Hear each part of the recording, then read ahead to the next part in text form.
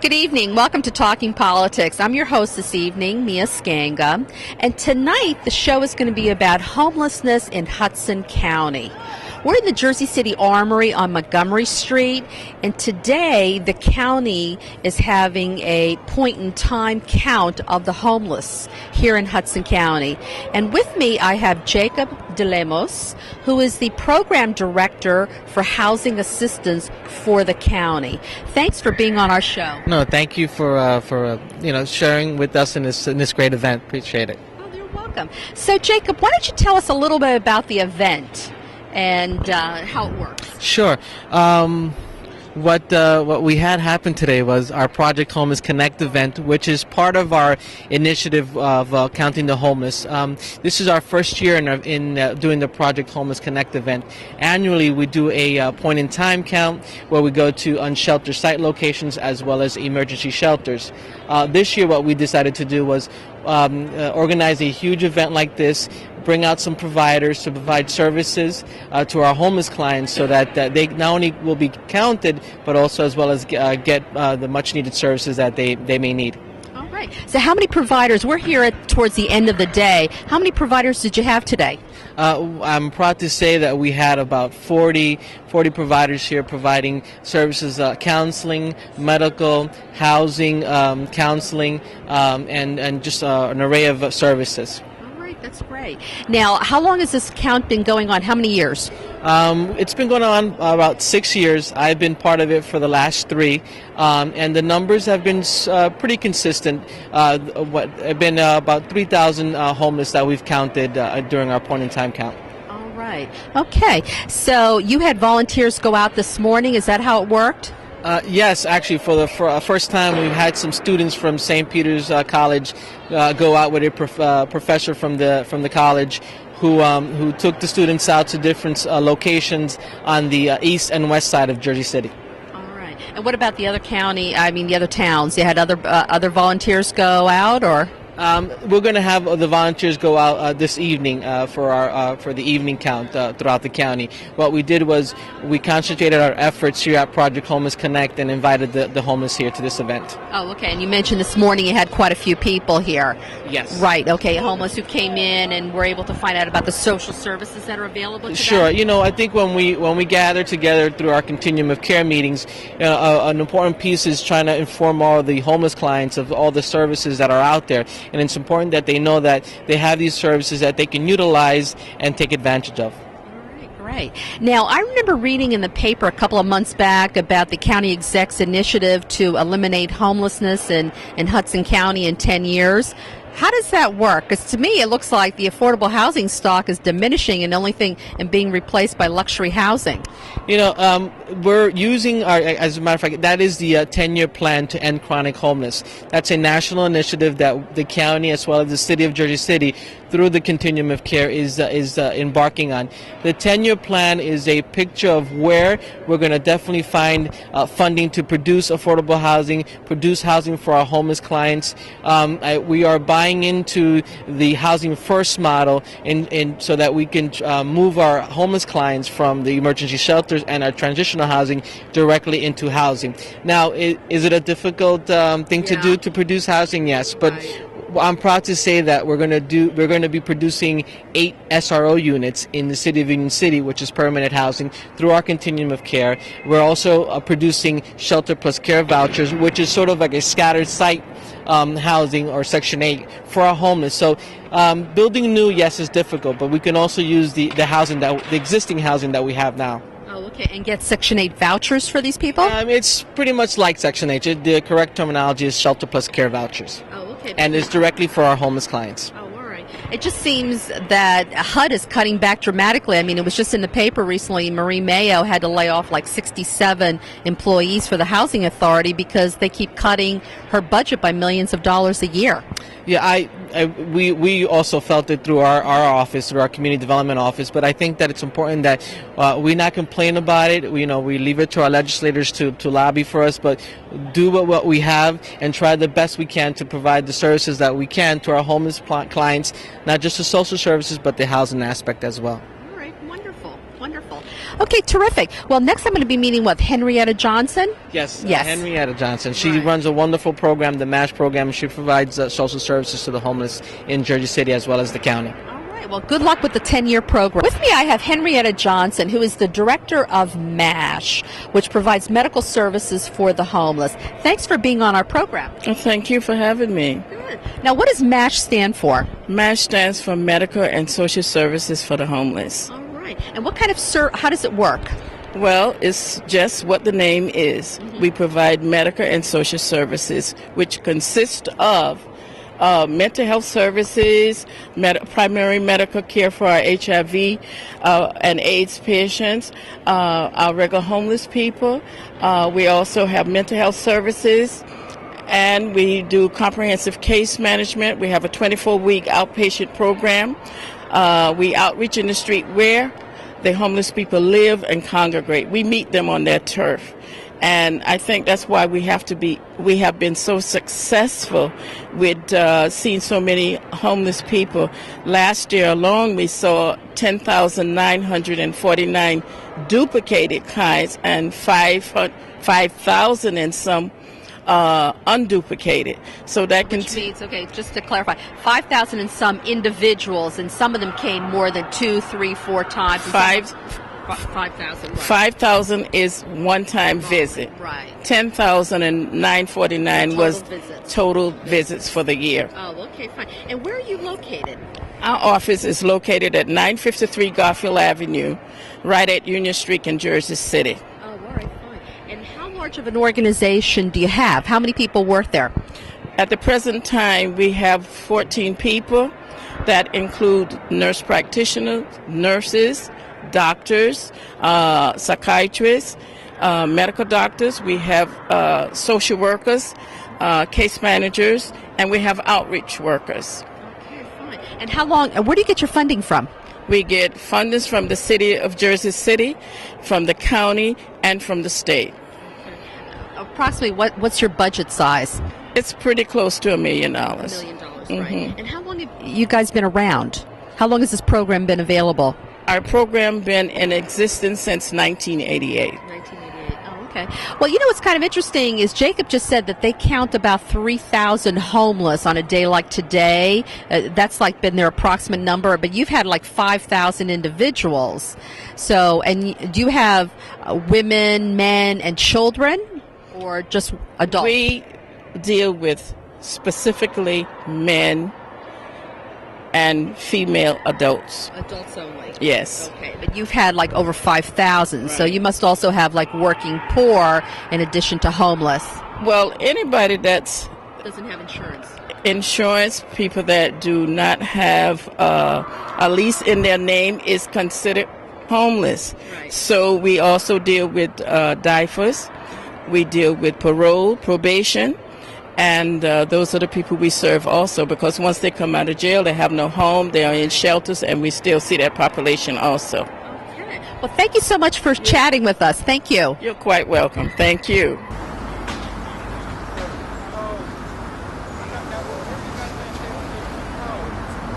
You need to have a mailing address. Once you have a mailing address, then it should be okay. So why don't you do that? You want to come up this week or next week?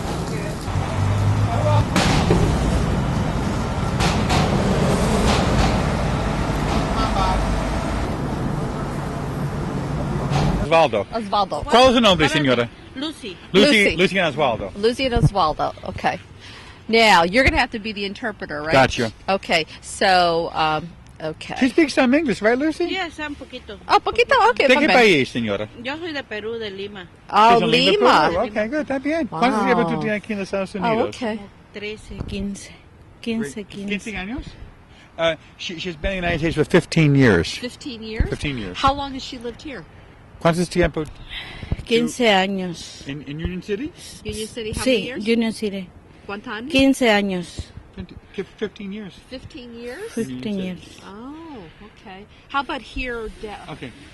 Here, in este, yeah, sí, aquí. No, no. ¿Cuánto tiempo? Visit. 1 week. 1 week. Oh, She's only 1 week. 1 week. Oh, okay, okay. ¿Dónde vive antes? En la 36. She used to live on 36th Street. 36. está. Okay. En un apartamento Sí, apartamento. Then con what su happened? familia. No, yo sola. Oh, Y you otras by yourself. gentes, otras gentes. Oh, okay. No children? No, no. hijos. No children? No Okay. children. Now, so what happened? ¿Qué pasó? ¿Qué pasó? ¿Por qué tú no tienes un apartamento ahora? Oh, porque estoy buscando un cuarto. Because she's looking for a room now. Pero tú tienes dinero para pagar? No, todavía no, porque estoy juntando, Okay, no, she's ahorrando. paying it now. ahorrando. ¿Cómo tú pagas antes por un apartamento? $100 It was $100 semanal. on semana. Sí. It used to be $100 a week, Right. but she has no money on where she got it from. Was she working before? ¿Tú tienes trabajo antes? Sí, yo trabajo para la 60, una compañía. She used to work on 60th Street of her company. Sí. Ajá. Oh, and then what happened?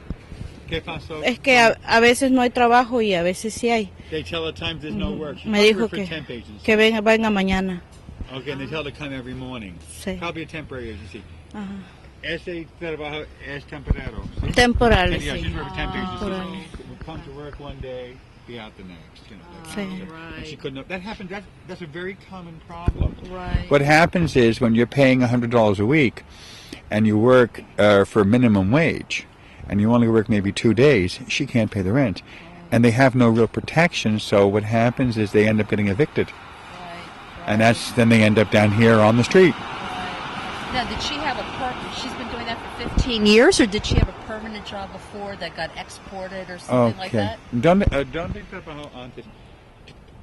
Siempre temporero. Sí, en la agencia siempre. Always temporary agency. Sí, Oh, always. temporales, sí. Oh, okay. Temporales.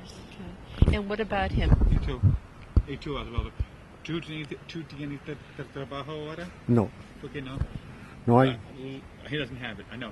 Pero la gente también, algún día que sí. Yo he trabajado algunos días en agencia, That's what he does. He works one day in an agency, another agency, and no. pero ahora he ido y no hay. But ahora, right now there is nothing. There's nothing? No. Yep. They always work in factories. Temporary are loading and all the shipping and receiving. And a lot of the factories from Secocas call and they take them out just for a day or two. And what happens is, what happens then is, just like these two people here now, they'll work for enough money to pay the rent. They'll work a week, 2 weeks straight, then the following week there is no more work. Right. She works 2 days, and then the landlord says he wants $100, and she can't pay it, and she has to go. Right. And she has no children or family She here? says no, as far as I know. She's all alone? She's all alone, as far as she says, but I don't know, you know. Right, wow. ¿Tú tienes la familia aquí en Estados Unidos? Sí, ¿A dónde? sí, yo tengo mi familia. ¿A dónde? Ellos viven en las 7. Yeah, they live here. She has family here. Oh, she does? ¿Por qué tú no vas con su familia? Sí, yo voy ahí. Yeah, sometimes she goes. Yeah, she goes there. Agencies, what they do is they will provide 1 or 2 days worth of work. Now, at $7 or $8 an hour, by the time they have their taxes, these people are coming home with maybe $40 or $50 a day. And if the furnished room is running her $100 a week, and she works 1 day, 2 days, that's it for the week. And just like the young lady said, she has to come back every morning. Now, they have to report to the temp agency by 5:30 a.m. and wait to see if they're going to be called. They can sit there from 5:30 to 9 and not be called. So if she leaves that agency and perhaps goes to another one, she gives up the opportunity to work in an agency where they know her. So it's a real catch-22 situation. It really is. And like I said, we're talking about minimum wage workers who can barely keep their head above water. Right. What do you think the temperature is at today? Yeah, what do you think the temperature is? My hands are cold. 25? Yeah. All right, 25. I would say 25. Right now it's 25.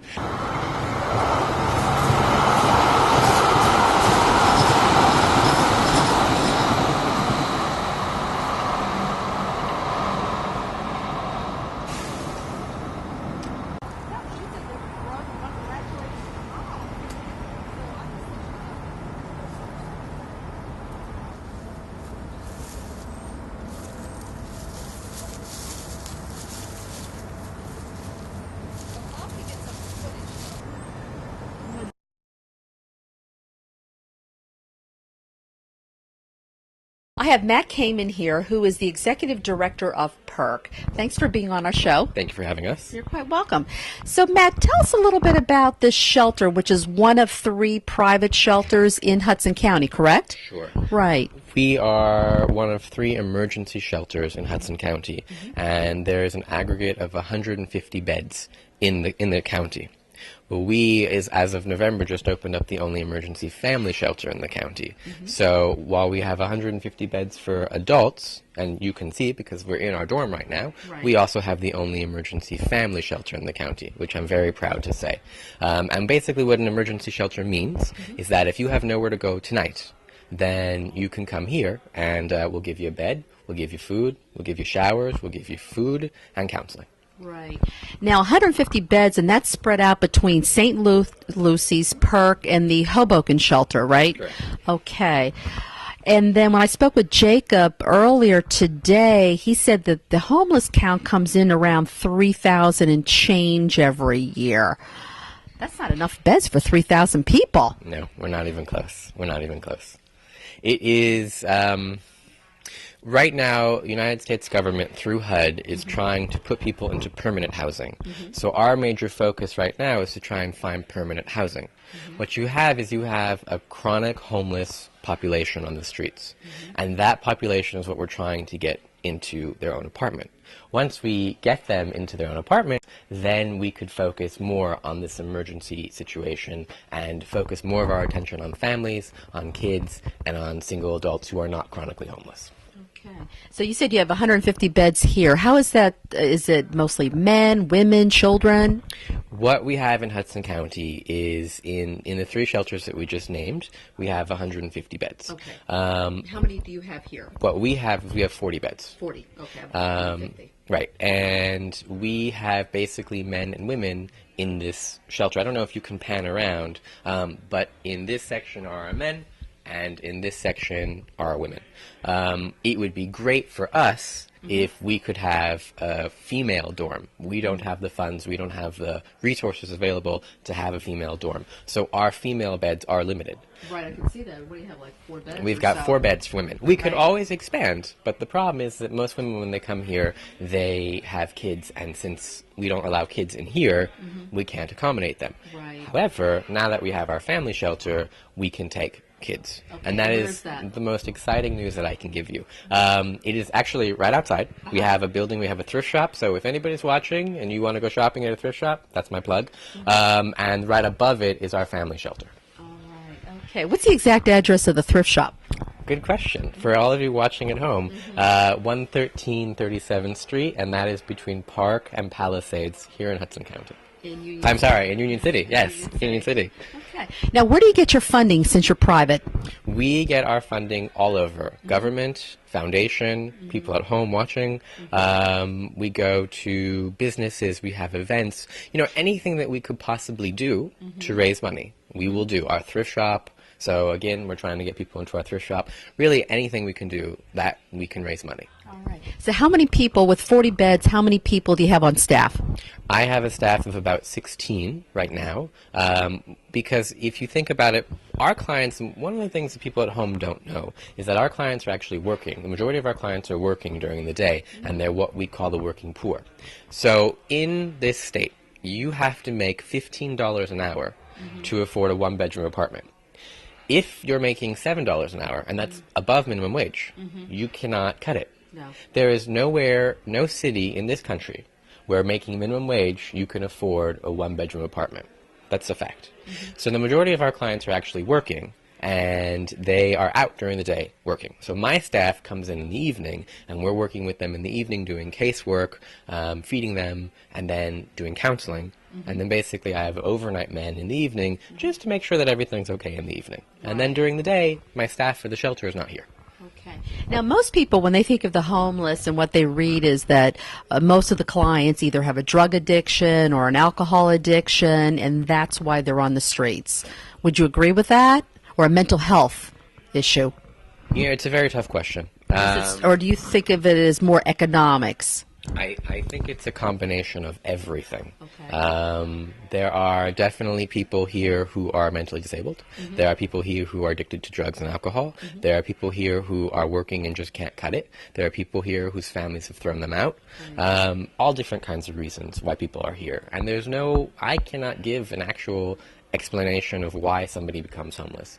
Lots of different reasons. Right. And I will say it's a combination of all of those reasons why people end up here. Right. Now, on a night like tonight, which is pretty brutal, and tomorrow's supposed to go down to 10 degrees, and I think it was about 25 this afternoon when we were outside, and I was freezing. Will you have like dozens of people trying to get into the shelter, and what do you do? Yes, we do have extra people coming in, and we will open up our dining hall, and put in cots so that people can stay here, and we're not kicking anybody out into the cold. That's very important for me to share with everybody, is that we have room for people. We will make room for people so that they don't freeze. One of the things that I always found really interesting is people will come here and I'll ask them what they think of somebody homeless. And so somebody will say to me, well, a homeless person is somebody who smells or who's crazy or who's dirty. That's not my clients. Our clients here, like I said, the majority are working, and I really want to make that very clear to everybody who's watching at home, is to really think about what they think homeless means, and maybe then come to a shelter, volunteer, serve dinner, and really see who our clients are. It's very important. Right, okay. So you guys are a 501c3, so if anybody makes a contribution, it's tax deductible, that type of thing, and you probably take in-kind types of contributions. Now you see behind me, this is a bed. We will take comforters, we'll take sheets, we'll take pillows, anything that anybody at home wants to donate, we can use. We've got 40 people every night. We like to change over the sheets every once in a while. If anybody has anything, we can use it, and please definitely think about that when you're throwing away your sheets that you don't need. Right, okay. Now, the people who come here, are they screened? Are they collecting any type of welfare? I guess if they're working, they don't collect welfare. What kind of social services do you provide? Because you said you had like 14 people on staff, which include what? Social workers? Sure. In the evening, we will make referrals, and we'll make referrals out to all different agencies. So our clients could be receiving Social Security, they could be receiving welfare, food stamps, whatever it is, going to health services, day treatments, and we'll make those referrals and make sure that they do it. All right, that's great. Well, that's been really informative, and I really appreciate the information. Thank you. Thank you. Thank you.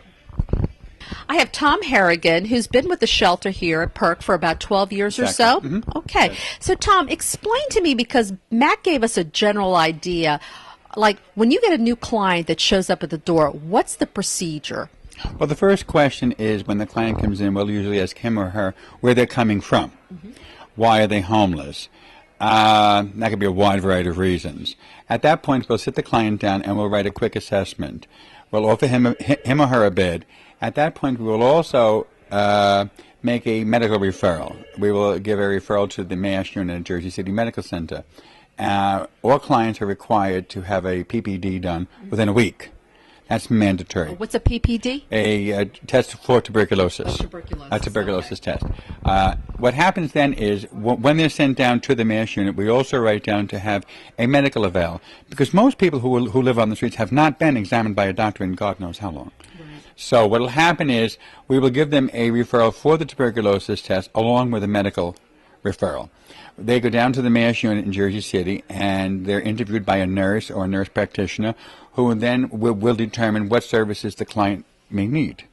And then his stay here is is contingent based on his following up with the MASH unit in Jersey City. Now, at that point, the client may come back. Then we have to find out, for example, why is the client homeless? Is he mentally ill? Does he need to be connected with Social Security disability? Does he need to be referred to welfare? Does he need just a place to lay down so he could go look for a job? Many of the clients here are minimum wage earners working for temporary employment agencies, making, about $7.50 an hour is the minimum wage. We will make referrals to the local temp agencies, where the client can go and at least get a day job just to get some money.